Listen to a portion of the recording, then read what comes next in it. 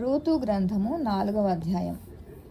బోయాజు పురద్వారం నద్దుకు పోయి అక్కడ కూర్చుండగా బోయాజు చెప్పిన బంధువుడు ఆ త్రోవను పోవచ్చు ఉండెను గనుక బోయాజు ఓయి ఈ తట్టు తిరిగి ఇక్కడ కూర్చుండమని అతని పిలువగా అతడు వచ్చి కూర్చుండెను. బోయాజు ఆ ఊరి పెద్దల్లో 10 మందిని పిలిపించుకుని ఇక్కడ కూర్చుండమని చెప్పగా వారును కూర్చుండిరి. అతడు మోయాబు దేశం నుండి తిరిగి వచ్చిన నయోమి మన సహోదరుడైన ఎలీమెలకునకు కలిగిన భూభాగమును అమ్మివేయుచున్నది గనుక నీవు చెవులారా వినున్నట్లు నేను ఒక సంగతి తెలియచేయవలనని ఉన్నాను. ఈ పుర నివాసుల ఎదుటను నా జనుల పెద్దల ఎదుటను ఆ భూమిని సంపాదించుకొనుము. ఏమనగా దాన్ని విడిపించుటకు నీవు ఒప్పుకొనని ఎడల,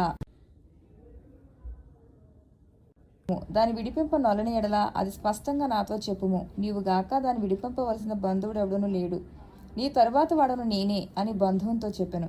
అందుకు అతడు నేను విడిపించదను అనెను. బోయాజు నీవు నయోమి చేతి నుండి ఆ పొలమును సంపాదించు దినమున చనిపోయిన వారి పేరట అతని స్వాస్థ్యమును స్థిరపరచునట్లు చనిపోయిన వారి భార్య అయిన రూతు అను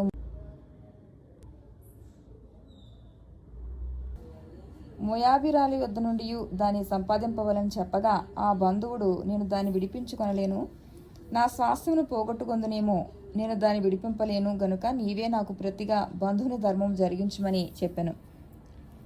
ఇశ్రాయేల్లో బంధుధర్మమును గూర్చి గాని క్రయ విక్రయములను గూర్చి గాని ప్రతి సంగతిని స్థిరపరచుటకు పూర్వమున జరిగిన మర్యాద ఏదనగా ఒకడు తన చెప్పు తీసి తన పొరుగువానికి ఇచ్చుటయే. ఈ పని ఇశ్రాయేల్లో ప్రమాణముగా ఎంచబడను. ఆ బంధువుడు నీవు దాన్ని సంపాదించుకొనుమని బోయజుతో చెప్పి తన చెప్పు తీయగా బోయాజు ఎలీమెలకునకు కలిగినది యావత్తును, కిల్యోనుకును మహ్లోనుకును కలిగినది యావత్తును,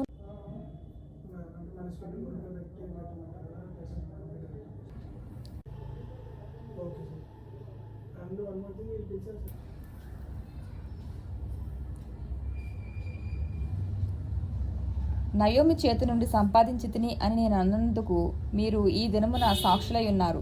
మరియు చనిపోయిన వాని పేరట అతని స్వాస్థ్యమును స్థిరపరచునట్లును చనిపోయిన వాని పేరు అతని సహోదరులో ఉండి అతని స్థలము యొక్క ద్వారం నుండి కొట్టివేయబడక ఉండునట్లును నేను మహ్లోను భార్య అయిన రూతను మోయాబీరాలిని సంపాదించుకుని పెండ్లి చేసుకుని ఉన్నాను. దీనికి మీరు ఈ దినమున సాక్షులై ఉన్నారని పెద్దలతోనూ ప్రజలందరితోనూ చెప్పెను. అందుకు పురద్వారమున ఉండిన ప్రజలందరూ పెద్దలను మేము సాక్షులము, యెహోవా నీ ఇంటికి వచ్చిన ఆ స్త్రీని ఇశ్రాయేలుల వంశమును వర్ధిల్ల చేసిన రాహేలును పోలిన దానిగాను లేయాను పోలిన దానిగాను చేయునుగాక. ఎఫ్రాతాలో నీవు క్షేమాభివృద్ధి కలిగిన వాడవై బెత్లెహేములో నీవు ఖ్యాతి నొందుదువుగాక. యెహోవా ఈ యవనరాళ్ళ వలన నీకు దయచే సంతానమును నీ కుటుంబమును తామారు యోదాకు కనిన పెరెసు కుటుంబం వలె ఉండునుగాక అనిరి. కాబట్టి బోయాజు రూతును పెండ్లి చేసుకుని ఆమె యొద్దకు పోయినప్పుడు యెహోవా ఆమె గర్భవతి యగునట్లు అనుగ్రహించును గనుక ఆమె కుమార్ని కనెను. అప్పుడు స్త్రీలు ఈ దినమున నీకు బంధువుడు లేకుండా చేయని యెహోవా స్తుతినందునుగాక, ఆయన నామము ఇశ్రాయేల్లో ప్రకటింపబడునుగాక. నిన్ను ప్రేమించి 7 కుమారుల కంటే నీకు ఎక్కువగానున్న నీ కోడలు ఇతని కనెను.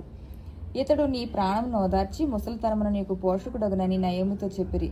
అప్పుడు నయోమి ఆ బిడ్డను తీసుకుని కౌగిట ఉంచుకుని వానికి దాదిగా ఉండెను. ఆమె పొరుగు స్త్రీలు నయోమి కొరకు కుమారుడు పుట్టునని చెప్పి అతనికి ఓబేదను పేరు పెట్టిరి. అతడు దావీదునకు తండ్రి అయిన యెషై యొక్క తండ్రి. పెరెసు వంశావళి ఏదనగా పెరెసు హెస్రోనును కనెను, హెస్రోను రామును కనెను, రాము అమినాదాబును కనెను, అమినాదాబు నయస్సోనును కనెను, నయస్సోను షల్మాను కనెను, షల్మాను బోయాజును కనెను,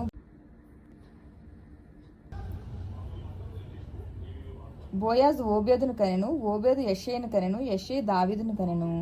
ఆమేన్.